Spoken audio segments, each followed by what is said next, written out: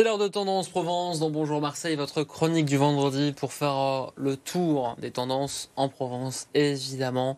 Bonne année 2025, cher Jocelyn. Bonne année à toi aussi. Ça va ? Merci, ouais, super. Bien démarré sur les chapeaux de roue, en pleine forme. Voilà. Et on va amorcer Jocelyn Maire, j'ai pas dit son nom évidemment, Jocelyn Maire, le grand Jocelyn Maire, le seul l'unique qui nous accompagne tous les vendredis. Je suis tout petit. Ça c'est moi qui suis petit, comme ça.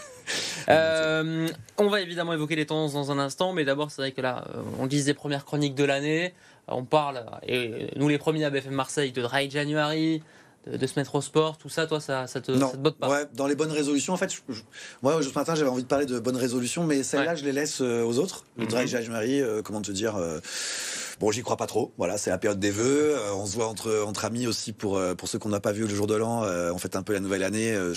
Enfin, pour moi, c'est pas très pertinent de m'engager sur un Dry January, tu vois. Quant à faire du sport, j'ai déjà essayé, je sais pas toi, mais j'ai déjà essayé de m'inscrire. Hein, je l'ai fait comme d'autres.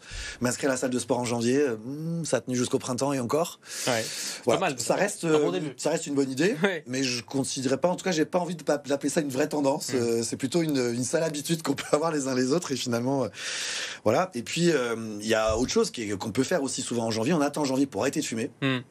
Et j'ai pas envie de parler de ça non plus parce que moi j'ai arrêté de fumer il y a déjà longtemps. Bravo. J'ai pas fait ça en janvier. C'était pas une bonne résolution. À titre personnel, je ne crois pas que ce soit dans une bonne résolution de janvier qu'on arrête de fumer parce que c'est un truc qui te tient au corps et je crois que ça suffit pas que ce soit une bonne résolution, mais c'est que mon avis à moi.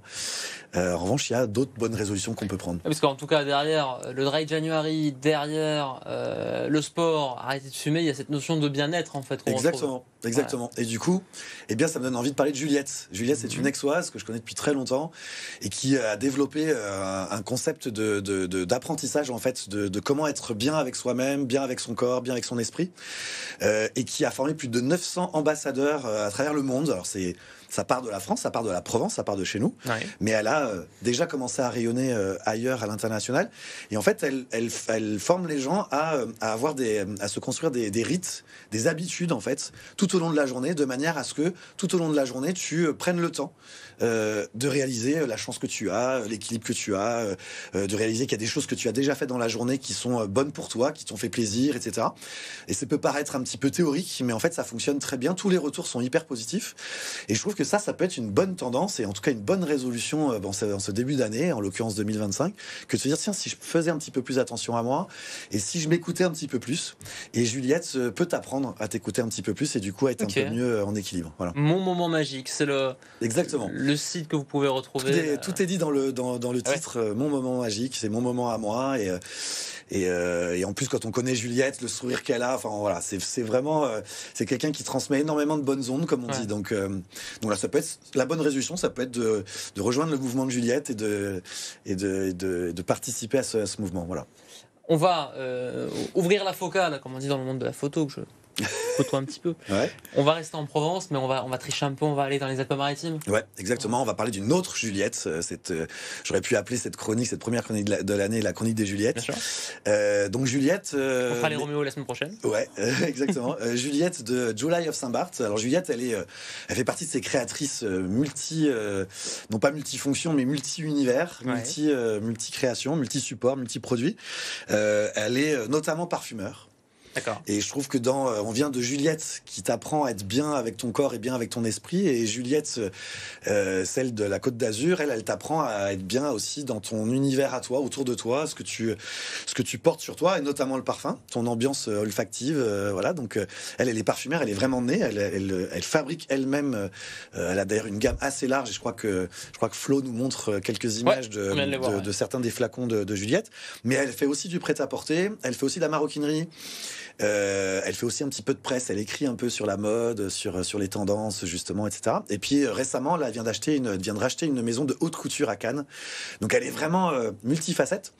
Et tout ça, ça concourt, voilà, le lien entre se faire du bien, le bien-être, etc. Rencontrer quelqu'un comme Juliette, venir découvrir toutes les créations qu'elle fait, ça concourt à peut-être démarrer bien l'année et se dire tiens, si je me faisais plaisir et si je m'écoutais et si je faisais un petit peu attention à moi. Voilà, c'était la bonne résolution résolutions de cette année, de ce janvier 2025. Et ça passe par le parfum notamment, on pense aussi à Grasse, bien capitale sûr, du parfum. Juliette d'ailleurs est parfumeur à Grasse, elle a son atelier de création de parfum. Ton parfum, toi, t'as un parfum attitré ou tu varies un peu, ou au naturel comme ça? Non, moi parfum attitré, ouais. Moi je suis aussi très attaché au fait que chacun ait sa signature. Alors c'est bien aussi d'en changer tout le temps, mais je ne suis pas de cette team là, je suis de la team le parfum, c'est tout le... C'est quoi toi? Moi c'est un parfum d'Hermès qu'on ne trouve que chez Hermès, qui s'appelle le poivre de Samarcande. Voilà. C'est le bleu de Chanel, voilà. Eh oui. Et on peut citer aussi les coffrets Scorpio bruts qu'on a tous eu un jour au sapin à Noël.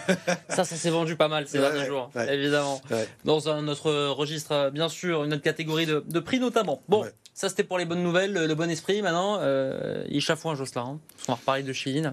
Ça fait l'actu pendant les fêtes de fin d'année. Le recrutement d'un certain Christophe Castaner par la marque de fast fashion. Ouais, parmi les bonnes résolutions, puisqu'on est dans cette thématique-là, moi j'avais envie de dire aussi qu'on pourrait peut-être prendre la bonne résolution de jouer dans sa team, et d'éviter de jouer contre sa team.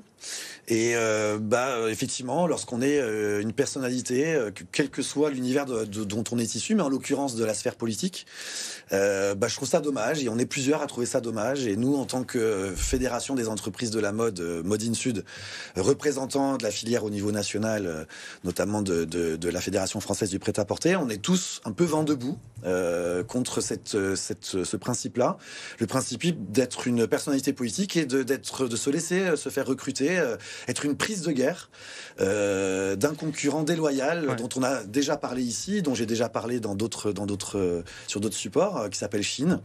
Donc le géant chinois de la fringue jetable, de la fringue qu'on retrouve régulièrement aussi bien en Afrique noire que en Amérique du Sud. Il y a des papiers qui sortent là en ce moment sur ce qui se passe au Chili. Toutes les fringues jetables issues de la surproduction internationale qui vient notamment de Chine et qui vient notamment de chez Shein. Alors de Chine, C-H-I-N-E, et de chez Shein, S-H-E-I-N, ou de chez Temu, qui fait un peu sensiblement le même boulot.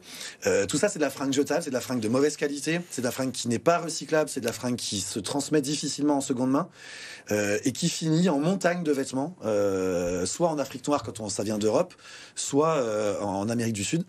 Et jouer dans la team de ces gens-là, c'est jouer contre son camp, c'est jouer contre la réindustrialisation de la France, et c'est jouer donc contre tout ce que je défends au sein de Mode in Sud et du collectif FASC.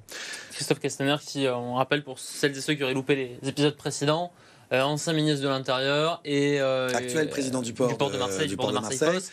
Et là, il est donc nommé conseiller de Chine en matière de RSE, de surcroît. Responsabilité sociale environnementale. Voilà. Exactement. Donc on y voit aussi un certain nombre de paradoxes.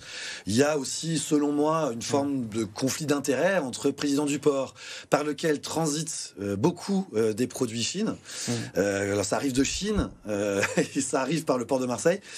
Voilà, on trouve que c'est un peu dommage, et on trouve que Christophe Castaner, comme les autres, tous ceux qui jouent contre leur camp, ça pourrait être une bonne résolution pour eux de 2025, c'est d'arrêter de le faire. Merci beaucoup, Jocelyn, qui en plus, regardez, il est habillé en marin, Jocelyn, pour le port de Marseille. Un pull fabriqué à Nantes, alors c'est pas fabriqué chez nous, mais totalement tricoté à Nantes, ça va. Par une très belle entreprise française. Et on est encore française. On est encore en bleu. Exactement. Merci Jocelyn, à vendredi prochain.